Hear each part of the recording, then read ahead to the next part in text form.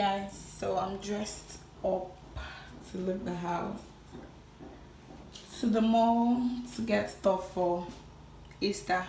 There are things I did not see in the market and I really need it, so I'll be going to everyday mall at location to get the stuff. If I see you, hopefully I'll see, fingers crossed. I've never been there before, so today's my first time, so I'll be bringing you guys along with me.